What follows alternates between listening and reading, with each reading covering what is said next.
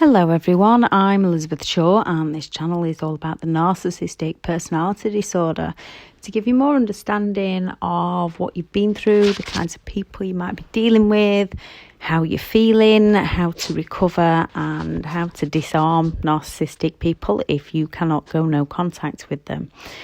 This video is about how the narcissist invalidates you and how you can handle this, how you can recover from this.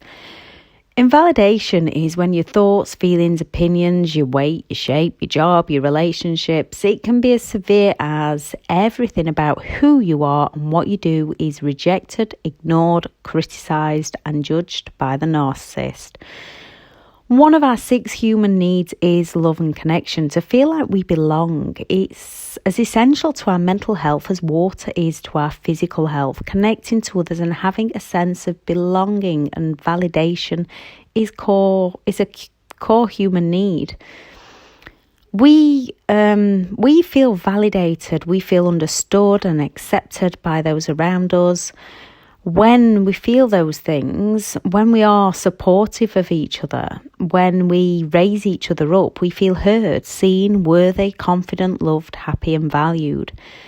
People who have the empathy to appreciate and understand how another is or could be feeling will validate others, and those who validate others, it makes them feel valued when it's reciprocated. When people acknowledge each other's thoughts, feelings and opinions, even if they are not their own thoughts, feelings or opinions, they can understand the other person's viewpoint, yet be strong enough to hold on to their own viewpoints when needed, whilst not being dismissive of other people. A narcissist, however, is lacking in empathy, so they are incapable to validate another's thoughts, feelings or sense of self, as the narcissistic person has deep down hidden insecurities and possibly never felt valued. They try to create this within themselves by invalidating those around them to feel valued within themselves.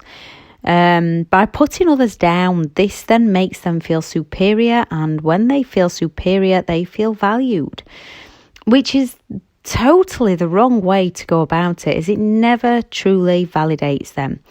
They are incapable of connecting to others on a deeper level, incapable to learn from their own mistakes or other people's mistakes, as growth is another one of our 6 human needs, and they never grow. They become stuck in that pattern of repeat, hurting others and hurting themselves. Contribution is another human need, and as they only ever contribute, sometimes in positive ways, but it's still to meet a need of their own, mostly negative ways, again to meet a need of their own. They end up feeling even less validated, creating more insecurities and more inner shame, which they have only learned to bury deep, hide it, mask it, run away from it, shift the blame. Deep inside, most narcissistic people live with that very woe is me, the world is against me, and their behaviour is simply to protect themselves by destroying others.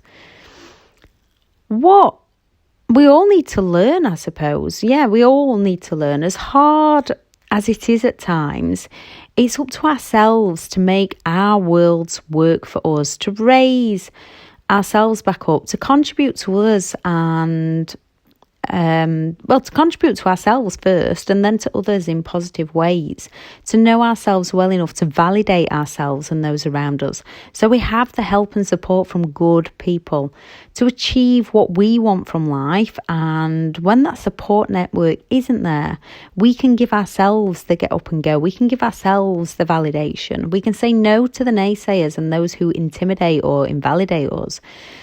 Instead, we can show them it is possible. For a narcissistic person to change, they would have to raise their own level of self-awareness, face guilt, pain, insecurities, and so many more, as they are unable or unwilling to see any faults or wrongdoings within themselves. This is highly unlikely. They can falsely change at that moment to meet a need. Again, that change is only a surface level change, and it's not getting to the root cause, the real problems. They are only temporarily changing to manipulate others into getting their own needs met. As we can see our own insecurities and our own flaws and our own mistakes, we can actually learn to grow and heal from them. So how do they invalidate us? The silent treatment, psychological manipulation to control someone else's mind by causing severe psychological and emotional trauma. One of the most emotionally and psychologically damaging parts of an abusive relationship is the invalidation that they make us feel. When a narcissist has no reaction to us, goes silent on us, we feel unimportant, invisible, irrelevant, and worthless, and so many more. We most often don't understand why or what's happening. We look for reasons of what we did. We are in the worst psychological and emotional pain, and so then we reach out, beg, plead, apologise, do all we can to make it up to them. And when they still don't respond, we feel even more worthless. When they do finally respond, it releases the pain and the trauma they put us in. In a negative way, we then perceive this as being heard and being validated. This is one of the causes for trauma bonding and why we start walking on eggshells around them. The intermittent reinforcement we've lived, the times when they will raise us so high and shower us with attention. So we believe they can do it. We've lived that reality when they've validated us, even if it was only to meet their own needs. So then we end up walking on eggshells to escape that pain, to escape that trauma, to make sure that we do right by them so that we don't have to feel that deep within ourselves. This all then causes cognitive dissonance within our minds. When we feel confused, in a trance, in a daze, feeling crazy, feeling off it, believing we are depressed, our realities and beliefs are completely mixed up due to their manipulative treatment towards us. We believe if we can just treat them right, they will treat us right. This then gets us believing within ourselves that we are to blame and it's all our fault because we don't feel validated. It is never, ever your fault. We then falsely believe that their silent treatment, their invalidation of who we are, is because of something we did wrong and not their actions towards us. We don't look at them and think that their actions towards us and that they are in the wrong. We just keep looking at ourselves, and the more invalidated we get, the more worthless we feel, the more we look at ourselves for what we've caused.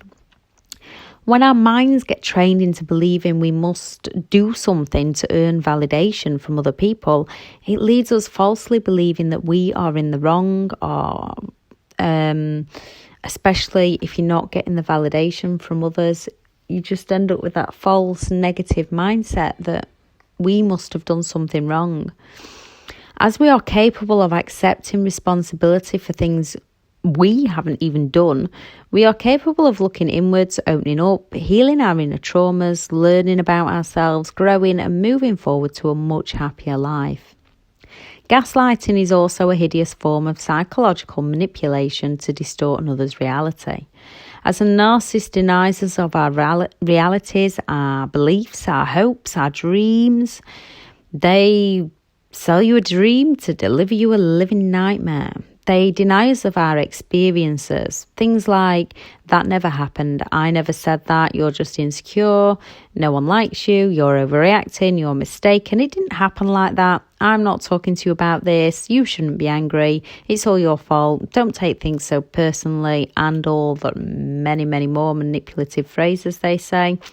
It invalidates our reality and our experiences, often leading us to go to them for validation and answers, just to have ourselves invalidated even more. We slowly believe the false narrative of the narcissist's toxic words as it becomes easier for our minds to see it that way. And we feel validated by them when we accept their lies.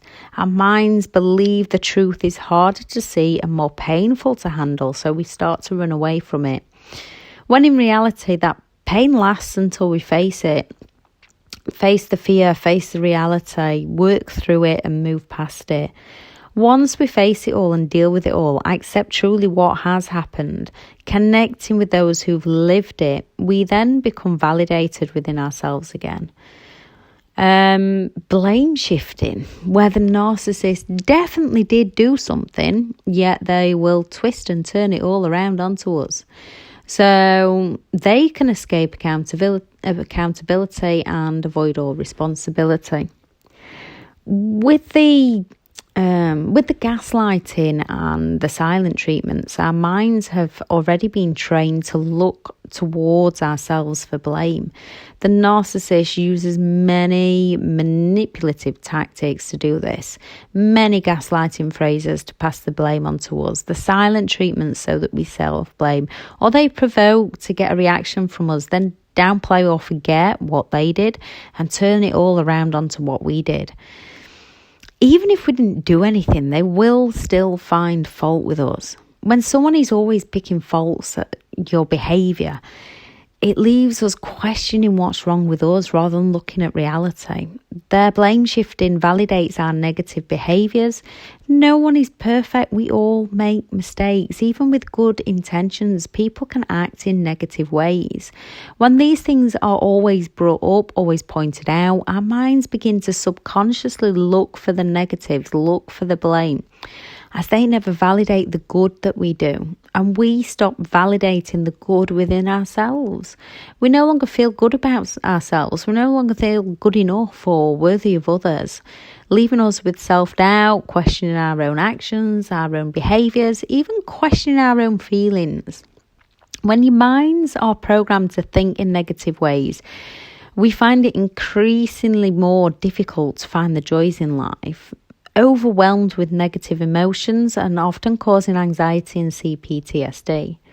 There are lots of steps to overcome anxiety and CPTSD, which there is a few videos on here about this. Another to help this is reprogramming our subconscious minds to work for us. This does take time and practice, and once you can master your own thoughts and emotions, life becomes more joyful. It doesn't mean bad things will not happen or pain will not hit, those low moments will not hit. That is life. It means you'll be better prepared for how to handle yourself within those moments. Be able to understand how to make your life work for you. So when something happens in the morning, like you can't find your car keys and start to think it's going to be one of those days, and then find everything about the rest of the day to make it one of those days, you'll stop and you'll think, you'll either find them, call a friend, get public transport. You'll recognise it's just a moment in time and it doesn't need to affect your entire day. You'll find methods within your mind to overcome obstacles rather than avoid them. Overcome situations rather than let them bring you down. Face the real problems rather than finding other problems and avoiding the real things that you need to deal with so that you can move forward. Denial. The narcissist denies us of truths and realities, always lying and hiding things. Deception could be their middle name. And the aim of the game is to invalidate all others, gain control and do as they please. Even the breakups, the discard is done in such a cruel way to deny us closure, to leave us to try and work it all out whilst left in emotional turmoil. The great news is once you do learn about the narcissistic personality disorder, you can give yourself that closure. You do not need them for closure. You do not need them for anything. Even with facts and evidence placed in front of them, they will deny, leaving our minds confused, question them even more, leaving us hurt and angry, whilst their sense of self is inflated as they feel important that others want the answers. They don't care for negative attention or positive attention. Attention is attention to them. What matters to them is when they get ignored, no longer important to others. Often why most will seek to destroy those who go no contact. Financial abuse. There are so many ways narcissists use financial abuse against people. Yet somehow most narcissistic people do manage to control the money. either not wanting you to work and finding ways so that you cannot work, or them not working and playing the guilt card to borrow money and never pay you back. There's lots of different ways they do financial abuse. There is a video on here about it. However they do it, it invalidates your security to either have the right to earn or the right to spend money on yourself. The constant criticism, from how you look to what you wear, your shape, your size, your hair, your abilities, your parenting abilities, your work abilities, your housekeeping abilities, your job skills, absolutely anything. They constantly go at any flaws or insecurities that we might have. They pick us apart bit by bit, from telling us directly, the overt, you could never do that, to the covert, I wouldn't bother if I was you. They slowly invalidate who we are, how we feel about ourselves, our capabilities, our thoughts, so they can feel better within themselves. Narcissistic people love to manipulate and invalidate. Why most survivors of narcissistic abuse are left afraid to speak out in case others invalidate them further. Yet joining support groups and supportive people, just sit back and observe at first. Make sure they are the right people. Once you're ready to open up, you'll see how you are thinking, how you are feeling after or during a narcissistic relationship is normal, and you are not alone, and your thoughts and feelings are more than valid. There are hurt people who go around hurting people to help themselves feel better. Then there are hurting people who go around helping people as they don't want others to feel how they do or how they have. No contact with those who invalidate you is the best method to start recovery. Finding people who will validate you until you can start to validate yourself. You must learn to validate yourself. If you cannot go no contact, retreat, rethink, and only respond if you need to do so. That one response is for you and you only. You can communicate with them, but you must understand if it doesn't serve them, they are not listening and will seek to take you down, to gain control over you, to invalidate you. You, however, are entitled to be exactly who you want to be and think how you want to think. Narcissistic people are not looking for compromise. You're looking for compromise. They are looking at everything single-minded and from their own way and about control. If you respond, state your point calmly and once. You do not need to defend your actions, thoughts or feelings to them. Most will try to take you off topic. Leave them to it. No point in trying to discuss. They just drag you into arguments. Just stick to your point. You can only compromise with those who understand give and take. Let them know if that's how they want to feel, that's fine for them, but it's just not for you.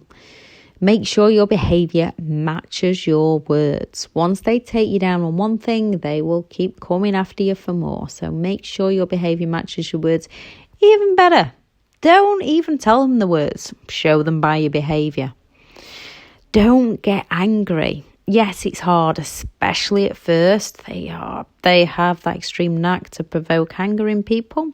They want you to be angry. That's why they are doing it. Now, go and vent. Go and vent with good people who understand how they are pushing your buttons and understand that your feelings are normal. Go and vent with those people to validate that how you are feeling in that moment is normal. Never, ever give your anger towards the narcissist. That is exactly what they are after. Creating your inner confidence and self-validation so you observe others' negativity and don't absorb. Confidence is not something anyone just has. It's something that we create for ourselves. Not everything in life is positive, but try to find the positives in everything. You might not find the positive in that moment. 6 years down the line, you might be able to. If you can't find the positive, you need to find a way to let it be and leave it in the past. even if you can just find a lesson from it. I know some things are extremely painful and hideous, but even the lesson can help you find a positive. Start speaking up for yourself. No more, I don't mind. Unless you truly don't mind about that thing. Start doing what you'd like to do for you. Compromising with others, yes, but don't let people make you do things that you don't want to do that don't serve you. Stop worrying about offending others. Be tactful, yes. Be humble, yes. But don't deny yourself the truth of who you are. With good intentions, there is no wrong way or right way to live your life. There is only your way.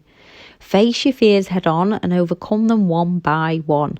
Not easy. Start with the small ones. If it's just smiling at a stranger, keep doing it. When people start smiling back, it lifts you up. Then look for the next fear and just conquer them one by one. Dress how you want to dress. Raise your head high, walk tall, dress to impress yourself and make yourself feel better within yourself. Compliment others, genuine compliments. Raising others up actually helps raise yourself up. Focus on the good, the things to be grateful for. Look for things that you have achieved. Look to others for inspiration that have achieved. They are human just like us. They will have had their ups and downs, perhaps different to ours, different to yours. We all have different ups and downs, yet they will have learned from them. If they can do something and you'd like to, you can do it too. Raise each other up. Ignore the haters. They are not for you. Make some you time each day to sit and reflect. Give yourself credit for the things you have achieved, progress made, and things you are proud of. Know within yourself you have a right to feel how you feel. Accept how you feel in the moment. Learn to recognise it, the emotions and what they are teaching you. Work through them. You are entitled to feel exactly how you feel in any given moment. Just raise your self-awareness. Don't allow frustration to let you feel shame. We all slip up. We all make mistakes. Then our minds look for, this always happens to me, or it's going to be a bad day. I knew I couldn't do it. No point in trying. We spiral into that depression.